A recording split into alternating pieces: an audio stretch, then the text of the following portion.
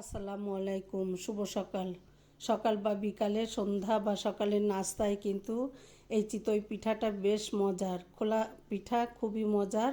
যারা মিষ্টিটা খেতে পছন্দ করেন না, এভাবে চায়ের সাথে বা ঝাল ঝাল মুরগির গোশের সাথে কিন্তু পরিবেশন করতে পারেন। এই পিঠাটা বানানোর জন্য আমি শুকনা চালের গুঁড়া নিয়েছি 3 কাপ পরিমাণ। স্বাদমতো একটু লবণ দিয়ে শুকনা উপকরণটা একটু মিশিয়ে নিচ্ছি। মিশিয়ে নিয়ে এখানে আমি 1 কাপ পরিমাণ পানি নিয়েছি। কুসুম গরমের থেকে একটু বেশি অল্প অল্প পানি দিয়ে পরোটা বা রুটির যে ডোটা আমরা বানাই ওইভাবে আমি অল্প অল্প পানি দিয়ে কিছু সময় নিয়ে মাখিয়ে নিচ্ছি। যেহেতু শুকনা চালের গুঁড়ি, তাই একটু সময় নিয়ে মাখাতে হবে। আমি এখানে একটু একটু করে পুরো পানিটাই দিয়ে দিলাম। আমি আরও 1 কাপ পানি নিয়েছি। আসলে পানির পরিমাপটা আটার উপরে নির্ভর করে। এবার আমি অল্প অল্প পানি দিয়ে আরও কিছুটা নরম সফট একটা ডো তৈরি করে আমি এ পর্যায়ে একটু ঢেকে 1 ঘন্টার জন্য রেস্টে রেখে দিব। আর আপনারা নিশ্চয়ই দেখে বুঝতে পারছেন, যখন এভাবে পাত্র থেকে ছেড়ে আসবে এই পর্যায়ে ঢাকনা দিয়ে 1 ঘন্টা রেস্টে রেখে দিলাম।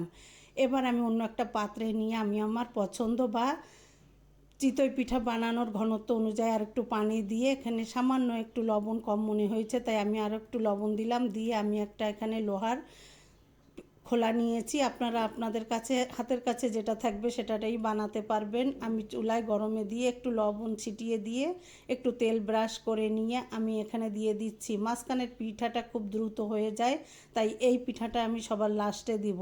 এক এক করে আমি পিঠাটা দিয়ে দেওয়ার পরে যখন পিঠা থেকে বুদবুদ সৃষ্টি হবে, এ পর্যায়ে ঢাকনা দিয়ে 1-1.5 মিনিটের মতো অপেক্ষা করলেই কিন্তু এই পিঠাটা হয়ে যাবে।